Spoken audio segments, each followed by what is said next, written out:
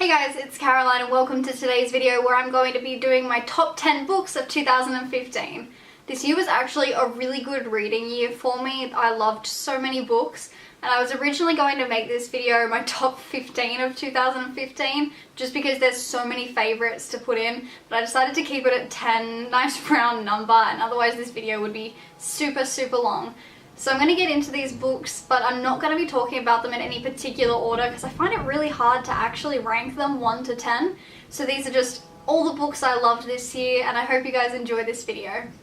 First book I'm going to talk about is Ready Player One by Ernest Cline, which I actually didn't expect to love as much as I did. This book was just so nerdy and so much fun, and I was so immersed in the world created that it didn't even feel like I was reading. And I was really sad when I finished this book. For those of you who don't know, this book is based around a virtual reality called The Oasis. And what's happened is the owner of it, the creator, has died and said, if you can solve these Easter eggs and riddles I've left around the game, you will inherit my fortune. And it's about our main character Wade's quest to kind of discover the secret to winning the money. And it's just really entertaining. It's quite lighthearted at times, but is really high intensity, action packed at other times. I loved this book, so I would definitely recommend it. It's one of my favorites of this year. Next on my list is More Happy Than Not by Adam Silvera, which is a phenomenal debut novel. I always feel like I say that weird. Debut sounds like demu. Sorry. This I got in my Diversity Owl Crate, which was actually the first Owl Crate I ever received, and got it off to such a great start. This story deals with sexuality and discovering yourself and all these really key issues, and I didn't enjoy it that much at first, but once I started to get to know the characters and become more involved in the story and all that sort of stuff, it is actually like a wonderful book, and I cried at the end. This is one of the books that made me ugly cry. Like, I was sobbing just because I didn't expect what happened to happen. It was just, it freaked me out a little that I hadn't seen it coming, and it was just so emotional. The ending is really kind of bittersweet, but the perfect ending to a really great book. I think I only gave this 4 out of 5 stars because there were times when I found it kind of too high school drama, but I would definitely recommend it. It's a really great story and really quick to read, so there's that one. This next one is actually the only graphic novel or comic book type one that made my top 10 this year, and it's Nimona by Noelle Stevenson, which I saw people raving about and was like, oh, it sounds awesome. Eventually bought it, powered through it, and it's just the most funny story that kind of surprises you when you become emotional in it, because it's really lighthearted. It's about a shapeshifter who decides to show up at a villain's lair and call herself his sidekick, and he kind of just lets her in, but she ends up kind of taking control, and you realize there's more to these characters. So it does have these funny moments, but a lot of it is actually quite sad and serious in a way. The art style is just, I think it's so great. So I did love this one. I would definitely recommend it because you can read it in an hour if you sit down, and as far as graphic novels go, it's a good place to start.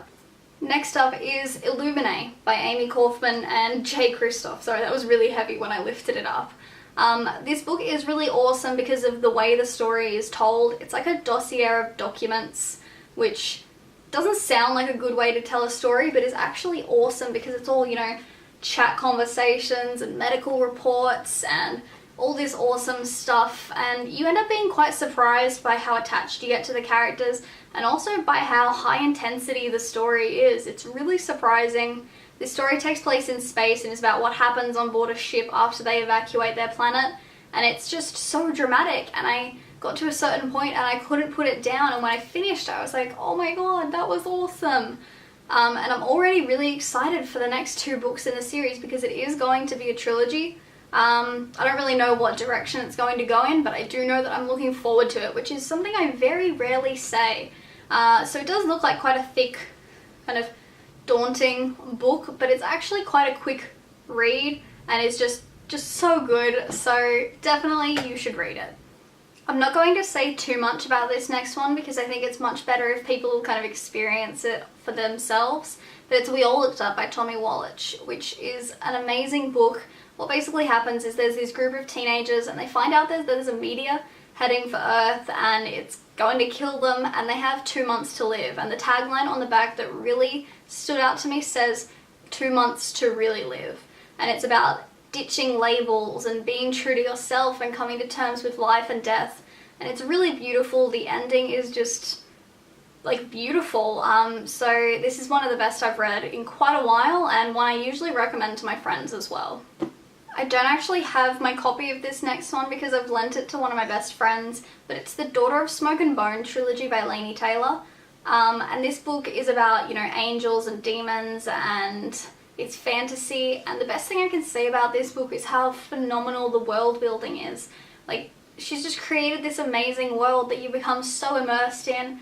The characters feel real and the relationships are really genuine. And I think it's so well written, and I was kind of sad when I finished the trilogy because, you know, that's it for the world, but I definitely recommend that book to people because it's probably the best series I read this year.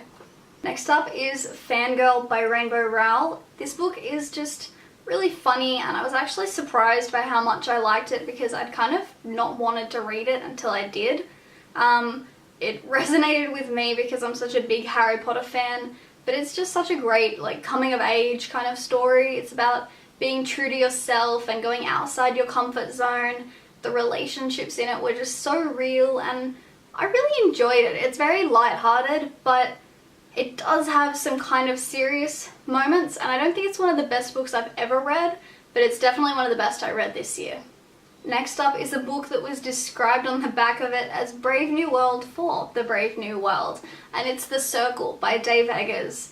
Basically, this book is about an internet company called The Circle that have unified all your accounts into one online identity. They've made online safe and are basically the heroes of the story. And our main character May starts working there, but as the story progresses, you start to realize that this company has a little bit too much control. And by the end of the book, they pretty much have all the control, and it's a really kind of scary concept that one company can have that much power. And I think the most important thing about this book was that it made me think about what companies in our world have the capabilities to do something like that, and what the world would be like if they did. So I think this is definitely an interesting book, really, really well written, and if you're a fan of Brave New World, I'm pretty sure you'll like it as much as I did. The Night Circus by Erin Morgenstern is the book that I can't believe it took me so long to read. I read it, but had literally seen people for months before that just raving about it.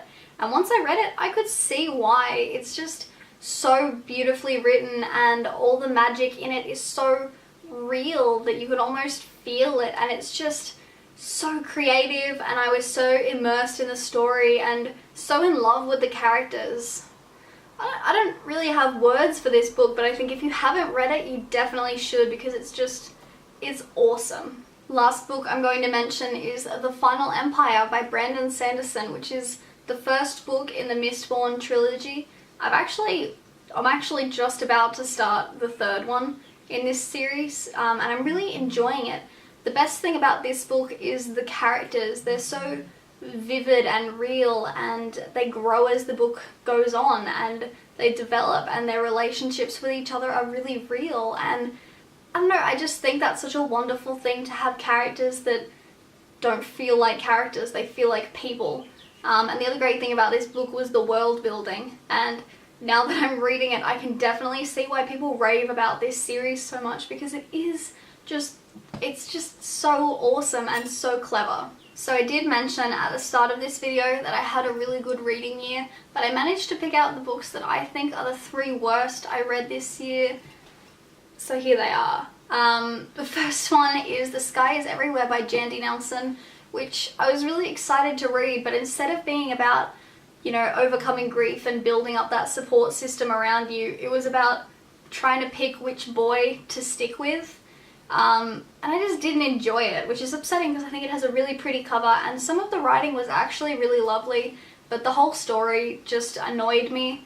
The next one I didn't like is The Kill Order by James Dashner, which is the prequel to the Maze Runner series. And I loved the Maze Runner series, but this one was just infuriating because I didn't like the characters and it didn't really contribute anything to the original story. And the last one is Monsters of Men by Patrick Ness, which is probably a bit of an unpopular opinion. This is the final book in the Chaos Walking trilogy, and I didn't enjoy it. I think it dragged on for too long and was a bit repetitive, and I didn't like the characters. A lot of the time I found them really annoying and childish, and it kind of ruined this series for me. So they're my bottom 3. Alright, so that's it for this video. They were my top 10 favourite books and my 3 least favourite books for 2015. I really hope you guys enjoyed this video, and I would love it if you would let me know down in the comments section what your favourites and least favourites are of the year, because I love knowing what's going on with you guys and your reading. But yeah, I think that's it for this video, so thanks for watching guys, and I'll see you next time.